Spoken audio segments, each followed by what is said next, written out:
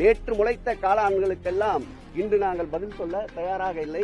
எங்க இருக்காருனே தெரியாம வளர்ந்த தன்னோட பச்சா கதிரானந்த 2019 நாடாளுமன்ற தேர்தல்ல திடீர்னு எம்பி ஆக்கி பாலிடிக்ஸ்குள்ள கொண்டு வந்த துரைமுருகனுக்கு தலைவர் விஜய பச்சாயின் பாலிடிக்ஸ்னு சொல்ல என்ன தகுதி இருக்கு? குடும்பம் கொள்ளையடிச்ச நிதியையும் கொள்ளையடிக்க போகும் வாரிசு நிதியையும் காப்பாத்திக்க டெல்லிக்கு போய் பாஜக மோடியுடன் கை குலுக்கின திமுக ஸ்டாலினின் மறைமுக கூட்டணியை வெளிச்சம் போட்டு காட்டினா அதை பார்த்து வேர்த்து போயிருக்க துரைமுருகனுக்கு தலைவர் விஜய எதிர்கொள்ள பச்சாயின் பாலிடிக்ஸ் அப்படின்ற இந்தி வார்த்தை தான் ஞாபகம் வருது. கொள்ளையடிக்கும் ஆட்சியை காப்பாத்திக்க அண்டர் கிரவுண்ட்ல டீலிங் மெயின்டைன் பண்ணிக்கிட்டு இருக்கும் திமுகவுக்கு அதிர்ச்சி வைத்தியம் கொடுக்கிறது போல தொடர்ந்து தலைவர் விஜயோட அறிக்கைகள் இருக்கு. பேரறிஞர் அண்ணா தந்தை பெரியார சந்திச்சு அரசியலுக்கு வரும்போது அவருக்கு வயசு 25 தான். அரசியலுக்கு வரும்போது கருணாநிதிக்கு வயசு 13. திமுக இளைஞரணியில சேரும்போது ஸ்டாலினுக்கு வயசு 16. இப்போ இவ்வளவு பேசுறாரே துரைமுருகன். எம்ஜிஆர் கிட்ட சினிமாவில் நடிக்க வாய்ப்பு வாங்கி கொடுங்கன்னு காத்து கிடந்து அவரோட கால வாரிட்டு கருணாநிதி பாலிடிக்ஸ் பண்ண போன துரைமுருகனுக்கு வயசே 24 தான். இப்படி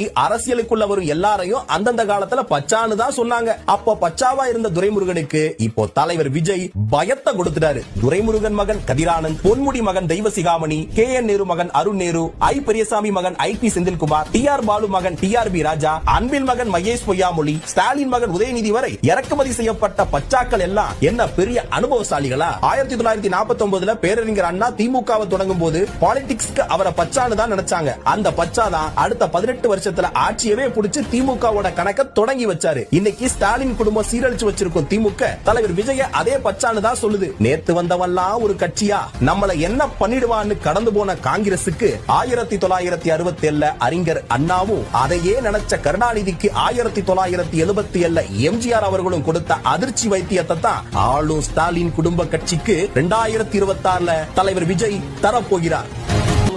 பிரச்சனைகள் வருது இல்ல, எதிர்க்கிறாங்க கண்டிப்பா. அப்ப நம்ம கரெக்டான ரூட்ல தான் போயிட்டு இருக்கோம்.